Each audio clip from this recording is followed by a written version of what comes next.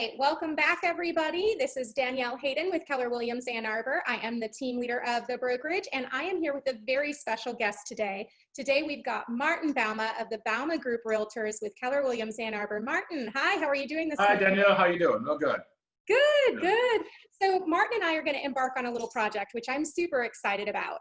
Every week, Martin and his team look at market statistics, and they, in my opinion, are the local experts on where the market is currently. So Martin is going to share that with us today, which I just think is a huge privilege and a blessing. So thank you so much, Martin. I appreciate that. No, absolutely. I mean, probably one of the things I want to talk about as we get into the fall, we're starting to deal with listings that have not sold, right?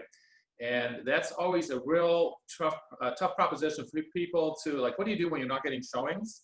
And these people want to sell, it's priced properly, and how do you try to explain to the seller what they need to do? And so one of the things I do, and I can share some of those graphs at some later videos, but I go in and I track all these different market niches every single month. We see, hey, what's active, what's pending, and what is sold. So for instance, the downtown condo market. I do a lot of business in the downtown condo market. We are getting literally almost no showings. And so when I have these properties that are priced right, but they're not moving, I now can go to the seller and say, Mr. Seller, right now there are 40 condos for sale downtown competing with you. In the last quarter, and I know this for a fact, there were only 6 or 7 sales in the whole third quarter, which is, that's very, very low. And so I'll simply say, the bottom line is you're priced right, but when you're seeing basically 2 sales a month in that downtown condo market, what are you going to do to make sure that you're going to be one of the next 2 sales in the coming month?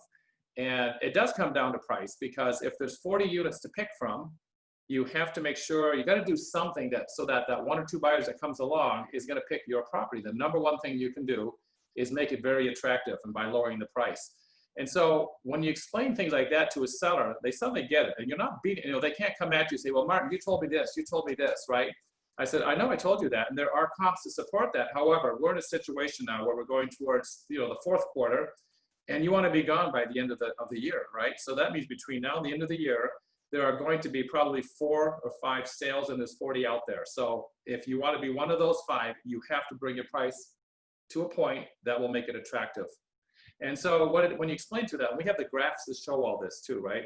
And so when you have the visuals along with explaining how this works, it suddenly makes the seller understand what they have to do, and you're not the bad person. You're being the professional explaining what's going on in the current market.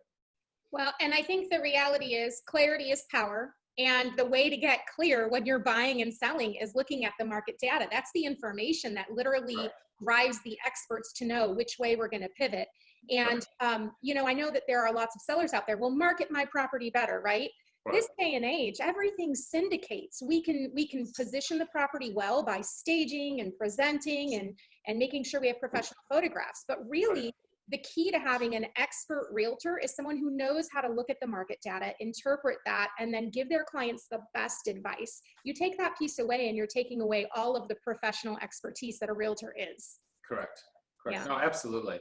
And that's the thing. I always tell people, my job, when I list a property, my job is to tell them, based on what I know at that point, this is the most likelihood of the price range that you're going to sell in, right? But I tell them, the market goes like this. It's not this continuous trend one way or the other, based on a whole bunch of different factors, supply and demand and things like that. But what's happened here is the demand side has really sort of slowed down significantly. And a couple of reasons being the pandemic.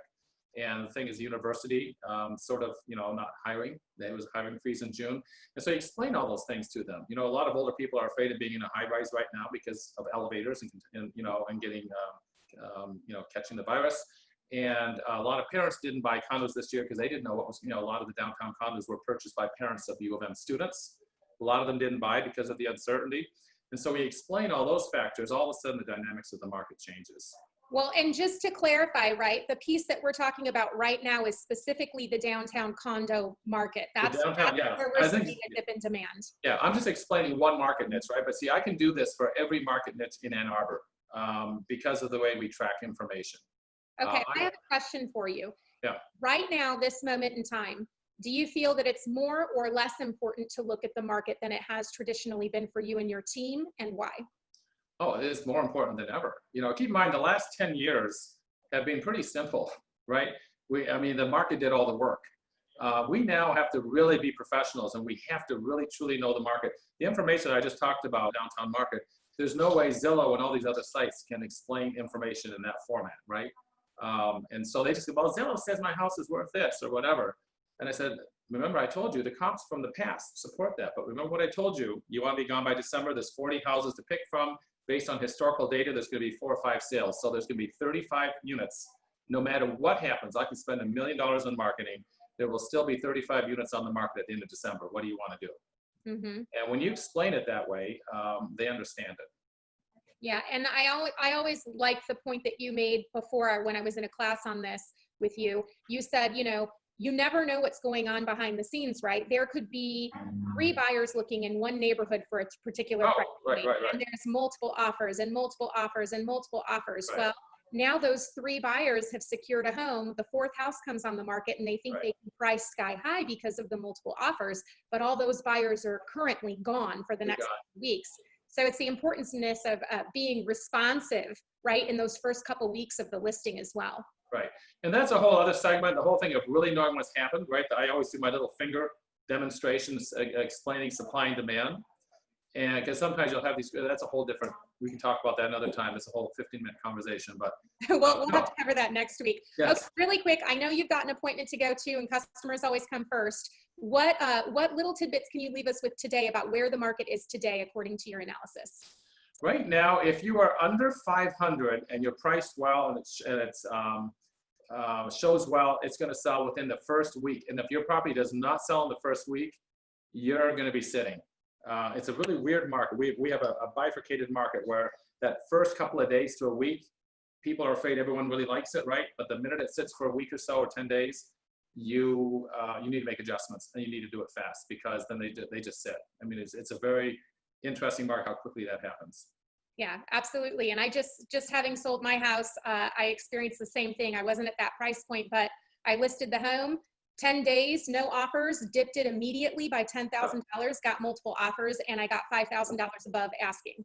So you've got to be responsive right now. And it's not a time to play around with your home. You can't wait a month to give data. You know, you have to literally, if I put a house on the market in the first week, we don't have an offer, say, hey, you guys, we have to do something, right? So. Yeah. All right, Martin, how can people get a hold of you if they want an expert opinion on the value of their home?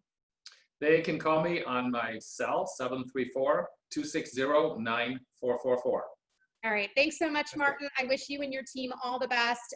You guys have always come from contribution, and I really appreciate what you do for the local industry, informing not only consumers, but other agents as well as how to be the best. Excellent. Thanks a lot, Danielle.